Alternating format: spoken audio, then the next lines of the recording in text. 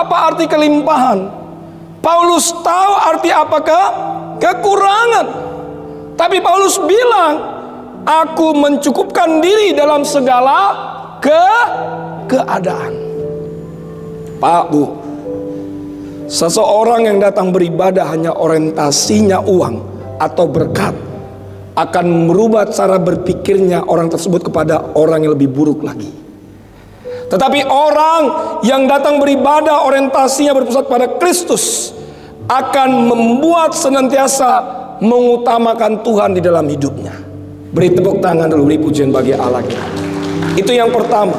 Yang kedua, di ayat yang ke-9. Silakan Pak. Ayat yang ke-9.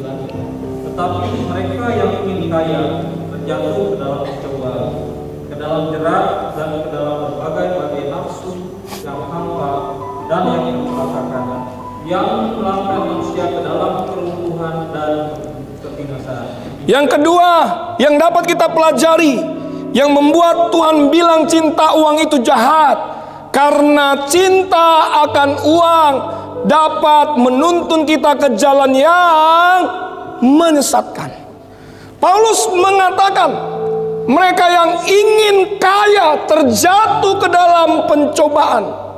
Itu artinya bahwa keinginan kaya membawa mereka kepada berbagai nafsu yang mencelakakan.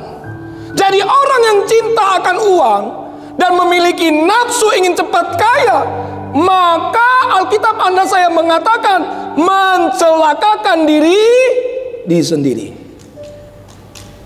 Saya ingat ada satu kisah di dalam Alkitab, saudara, seorang anak muda yang kaya.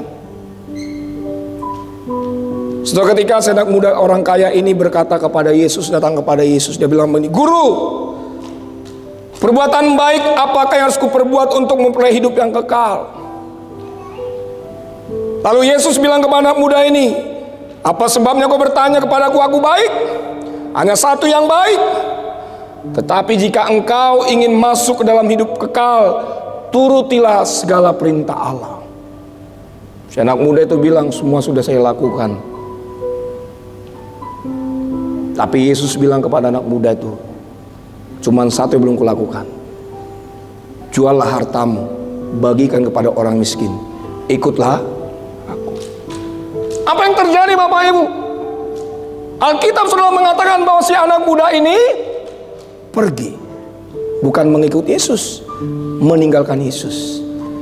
Saudaraku Bapak Ibu Islam nama Yesus, uang menuntun orang jatuh ke dalam nafsu yang mencelakakan. Mencelakakan apa? Ada tiga hal. Yang pertama, mencelakakan diri sendiri. Bapak Ibu, anak-anak muda, cukupkanlah dirimu dengan keadaanmu. Jangan sampai pemasukan tidak sesuai dengan pengeluaran. Jangan sampai pemasukan tidak sesuai dengan gaya hidup Pak, Bu. Dan pada akhirnya saudara akan apa? Pinjol. Sudah tahu arti pinjol? Pinjaman online. Iya kan? Mencelakakan diri sendiri. Pada akhirnya apa? Dikejar-kejar debt collector. Lalu yang kedua Bapak Ibu, mencelakakan siapa? Mencelakakan keluarga. Cinta akan uang akan mencelakakan keluarga. Coba perhatikan Bapak Ibu, mohon maaf nih. Banyak sekarang anak-anak Tuhan korupsi, ditangkap KPK. Keluarga malu. Akan dibilang, ini anak siapa ini? Bapaknya siapa ini? Ibunya siapa ini? Keluarga akan malu. Lalu yang ketiga, mencelakakan siapa? Mencelakakan orang lain. Orang lain akan dirugikan. Orang lain akan mengalami penderitaan. Orang lain akan mengalami yang namanya kesusahan.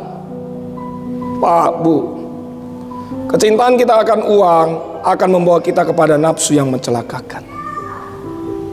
Sebab itu Bapak Ibu yang dikasihi dalam nama Yesus, uang bukanlah segala-galanya dalam kehidupan kita, sekalipun kita butuh uang.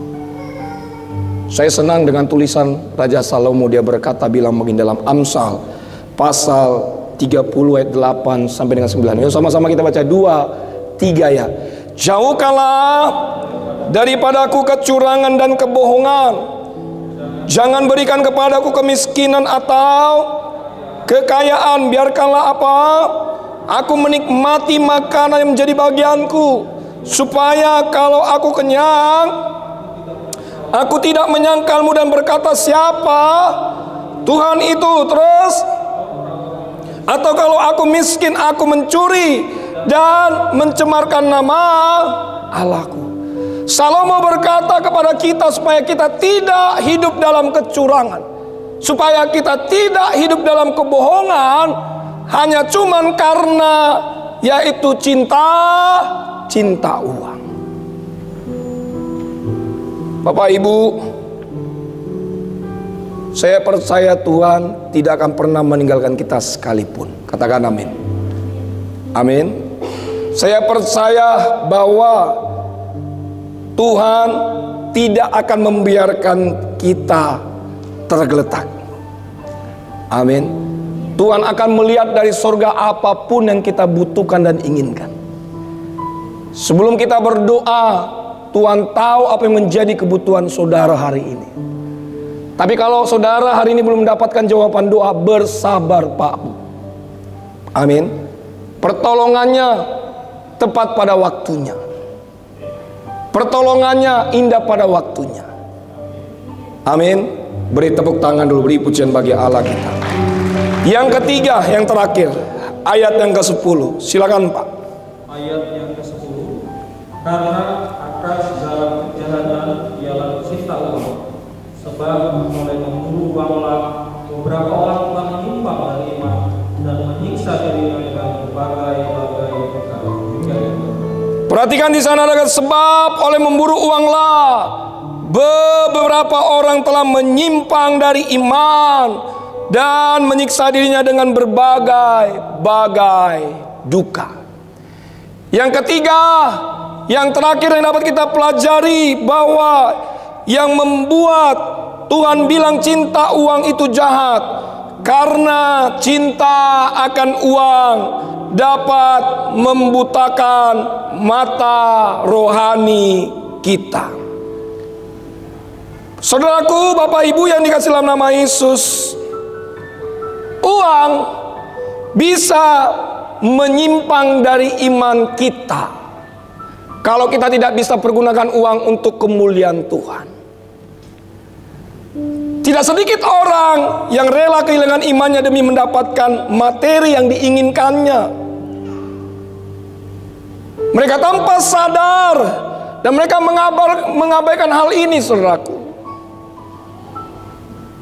Dalam Alkitab saudara ada contoh sangat jelas sekali bahwa kisah seorang Yudas. Yudas membuat mata rohaninya telah buta. Yudas Iskariot dianggap sebagai pengkhianat karena telah menjual Yesus Kristus kepada imam-imam kepala dengan harga 30 keping perak. Sudah bayangkan Bapak Ibu, pada akhirnya Yudas pergi bunuh diri dengan cara gantung diri. Jangan sampai kita seperti Yudas, saudaraku. Tapi hari-hari ini banyak orang Kristen, dia jual Yesusnya cuma jabatan. Banyak hari-hari ini anak-anak muda, dia jual Yesusnya cuma karena si Joko, hanya cuma karena si Tiko Tija. Ya kan? Banyak itu anak-anak muda. Saudara, misalkan kalau saudara dikasih jabatan yang tinggi, lalu tukar dengan Yesus, saudara jangan mau, saudaraku. Amin. Amin. Apalagi ganti KTP, jangan. Bu, kok nggak ada ibu-ibu nih? Bu, bu, kurang keras, bu. Ibu-ibu, jangan suka sugar daddy. Ya. Sudah tahu sugar daddy? Hah? Jenis apa itu, Pak? Sugar daddy Cari laki-laki yang kaya. Bu, ingat itu, Bu. Ibu-ibu kalau sudah punya suami, jangan cari sugar daddy. Ini yang ketawa-ketawa ini biasanya pelaku ini. Pak, oh, nggak ada bapak-bapak ini, Pak. Pak, oi. Bapak-bapak yang sudah nikah, mohon maaf nih. Jangan suka jalan dengan tante-tante yang berondong-berondong. Pak, sudah bilang begini, Pak, enak itu, Pak. Di kampung saya, berondong itu sejenis makanan jagung. Benar, itu enak. Tapi di kota, Pak, berondong-berondong itu menyakitkan, Pak. Iya. Siapa sini bapak-bapak yang suka berondong-berondong? Tante-tante yang sosialita, yang kaya-kaya, yang tajir. Saya bilang begini, Pak, selama ini saya menyesal menikah dengan suami saya, Pak. Bapak gak tahu, Pak. Waktu kami pacaran, Pak, dia ngomongnya manis sekali, Pak. Gayanya tajir, pakainya bagus. Kalau ketemu sama saya pacaran, Pak, pakai dasi, pakai jas, Pak. Tapi setelah menikah, Pak Pendeta tahu kerjanya apa? Tukang ojek, Pak. Jasnya pinjam. Pak Pendeta nggak tahu. Selama ini istri saya pikir tajir, Pak. Tajir melintir, Pak. Sampai dipelintir-pelintir. Pak Pendeta nggak tahu. Ternyata setelah menikah, Pak,